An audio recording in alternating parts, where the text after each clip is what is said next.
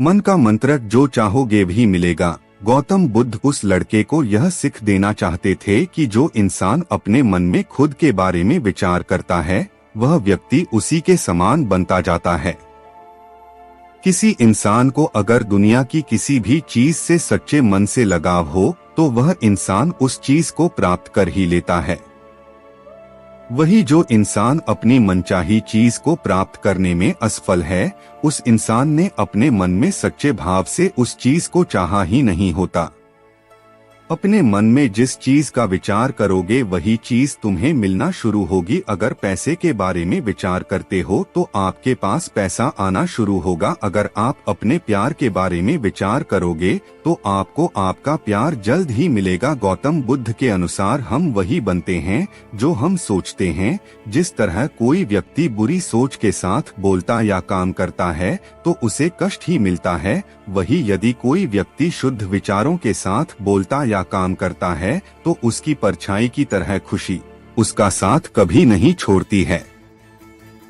वही गौतम बुद्ध की यह कहानी जो आज हम आपको बताने जा रहे हैं, इसे सुनने के बाद आप जीवन की सभी समस्याओं को चुटकियों में हल करने में सक्षम रहेंगे। दोस्तों, एक बार की बात है, महात्मा बुद्ध प्रवचन दे रहे थे। प्रवचन में आसपास के बहुत से लोग शामिल थे। सभी लोग ध्यान से बुद्ध को सुन रहे थे। कुछ देर में प्रवचन समाप्त हो गया। तब लोगों ने बुद्ध को प्रणाम किया और अपने अपने घर को चल पड़े, पर एक यह युवक वहाँ पर ही बैठा रह गया। बुद्ध की नजर उस युवक पर पड़ी तो वे पूछ बैठे, क्या बात है वत्स, कोई जिज्ञासा है क्या? युवक बुद्ध के पास गया और प्रणाम करके बोला, प्रभु बहुत उलझन में हूँ। जितना इस बारे में सोचता हूँ उतना ही उलझ जाता हूँ। कैसी उलझन है वत्स? बुद्ध ने प्रश्न किया। युवक हाथ जोड़कर बोला, प्रभु यह संसार कितना विशाल है। संसार में लाखों करोड़ों लोग निवास करते हैं, उनमें भी एक से बढ़कर एक विद्वान, कलाकार, योद्धा। ऐसे में उन सब के बीच मुझ जैसे सामान्य प्राणी का क्या मूल्य है? युवक की बात सुनकर बुद्ध मुस्कुरा दिए। वे बोले, तुम्हारी जिज्ञासा का उत्तर मिल जाएगा, पर इसमें थोड़ा सा समय लगेगा। क्या तब तक मेरा एक छोटा सा काम कर सकते हो? प्रभु यह तो मेरे लिए गर्व का विषय है कि मैं आपके काम आ सकूं। युवक ने पुनः अपने हाथ जोड़ दिए और कहा, आप आदेश करें प्रभु। बुद्ध ने युवक को एक चमकीला पत्थर देते हुए कहा, तुम्हें इस पत्थर का मूल्य पता करना है, पर ध्यान रहे इसे बेचना नहीं है, सिर्फ इसका मूल्य पता करना है। जैसी आज्ञा प्रभु। ऐसा कहते हुए युवक ने बुद्ध से वह पत्थर ले लिया। उसने एक बार फिर से उन्हें प्रणाम किया और बाजार की ओर चल पड़ा। बाजार वहां से ज्यादा दूर नहीं था। युवक थोड़ी देर में वहां पहुंच गया। वह सुबह का समय था, इसलिए बाजार अभी ठीक से लगा नहीं था। वहां पर इक्का दुक्का दुकानदार ही थे। युवक ने जिज्ञासावश इधर-उधर नजर की। उसे एक पेड़ के नीचे एक दुकानदार नजर आया, वह आम बेच रहा था। युवक उस दुकानदार के पास पहुंचा और उसे पत्थर दिखाते हुए बोला, क्या आप इस पत्थर की कीमत बता सकते हैं? दुकानदार एक चालाक व्यक्ति था। पत्थर की चमक देखकर वह समझ गया कि अवश्य ही यह कोई कीमती पत्थर है। वह बनावटी आवाज में बोला, देखने में तो कुछ खास नहीं लगता, पर मैं इसके बदले 10 आम दे सकता हूँ। दुकानदार की बात सुनकर युवक को हल्का सा क्रोध आ गया। वह मन ही मन बुदायर समझता है, इतना सुंदर पत्थर और इसका मूल्य सिर्फ 10 आम, अवश्य कि यह झूठ बोल रहा है। युवक को चुप देखकर दुकानदार बोल उठा, क्या कहते हो, निकालूं आम? पर युवक ने दुकानदार को कोई जवाब नहीं दिया। वह चुपचाप आगे बढ़ गया। सामने एक सब्जी वाला अपनी दुकान सजा रहा था। युवक उसके पास पहुंचा और उसे पत्थर दिखाते हुए उसका मूल्य पूछा। उस पत्थर को देखकर सब्जी वाले की आंखें खुशी से चमक उठी। वह मन ही मन सोचने लगा, यह पत्थर तो बहुत कीमती जान पड़ता है। अगर यह मुझे मिल जाए तो मजा ही आ जाए। क्या हुआ भाई, कहाँ खो गए? युवक ने दुकानदार की तंद्रा तोड़ी। सब्जी वाला चौंकता हुआ बोला, कुछ नहीं, मैं तो बस मन ही मन इसकी कीमत की गणना कर रहा था। वैसे मैं इस पत्थर के बदले एक बोरी आलू दे सकता हूँ। सब्जी वाले के चेहरे की कुटिलता देखकर युवक समझ गया कि यह दुकानदार भी मुझे मूर्ख बना रहा है। मुझे किसी और से इसका मूल्य पता करना चाहिए, यह सोचता हुआ युवक आगे बढ़ गया। सब्जी वाले दुकानदार ने युवक को पीछे से आवाज लगाई, क्या हुआ भाई, अगर आपको यह मूल्य कम लग रहा है तो बताएं तो सही, मैं इसे बढ़ा दूंगा। पर युवक ने उसकी बात पर ध्यान नहीं दिया। वह अब इधर उधर किसी ऐसे व्यक्ति को खोजने लगा जो जानकार हो और उस पत्थर की सही मूल्य बता सके।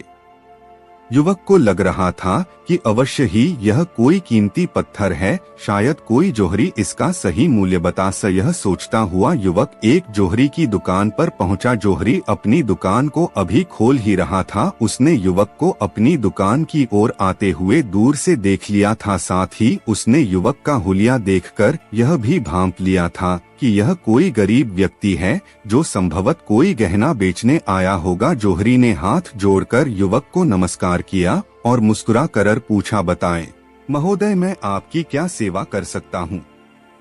युवक ने बुद्ध का दिया पत्थर अपनी हथेली पर रख दिया और बोला, इसका मूल्य पता करना था। पत्थर को देखते ही जोहरी उसे पहचान गया कि यह बेशकीमती रूबी पत्थर है जो किस्मत वाले को मिलता है। वह बोला, पत्थर मुझे दे दो और मुझसे 1 लाख रुपए ले लो। कहते हुए जोहरी ने पत्थर लेने के लिए अपना दाहिना हाथ बढ़ाया, पर तब तक युवक ने पत्थर को अपनी मुट्ठी में बंद कर लिया था। उसे पत्थर के मूल्य का अंदाजा हो गया था, इसलिए वह बुद्ध के पास जाने के लिए मुड़ गया। जोहरी ने उसे पीछे से आवाज लगाई, अरे रुको तो भाई, मैं इसके 50 लाख दे सकता हूँ।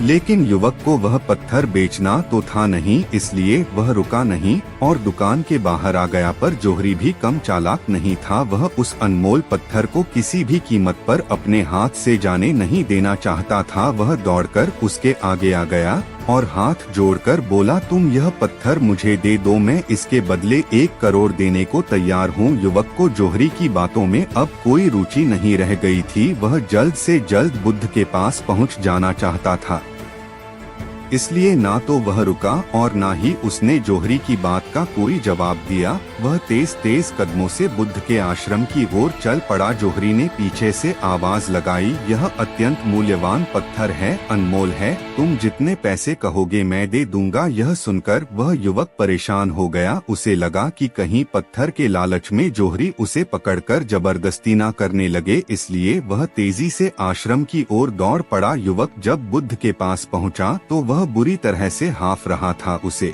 देखकर बुद्ध मुस्कुरा दिए, फिर भी उन्होंने अपने चेहरे से कुछ भी जाहिर नहीं होने दिया। वे बोले, क्या बात है वत्स, तुम कुछ डरे हुए से लग रहे हो।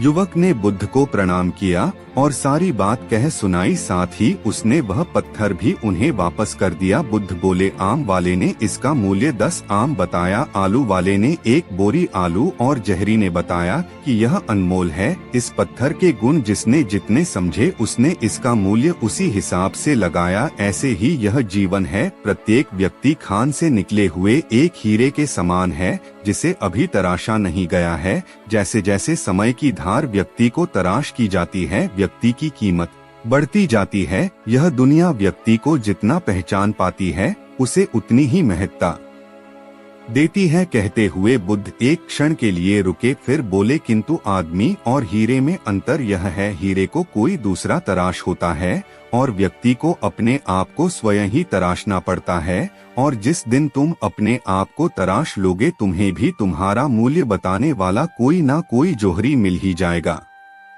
गौतम बुद्ध उस लड़के को यह सिख देना चाहते थे कि जो इंसान अपने मन में खुद के बारे में विचार करता है वह व्यक्ति उसी के समान बनता जाता है। किसी इंसान को अगर दुनिया की किसी भी चीज से सच्चे मन से लगाव हो तो वह इंसान उस चीज को प्राप्त कर लेता है। वही जो इंसान अपनी मन छाई चीज को प्राप्त करने में असमर्थ है, उस इंसान ने अपने मन में सच्चे भाव से उस चीज को चाहा नहीं होता है।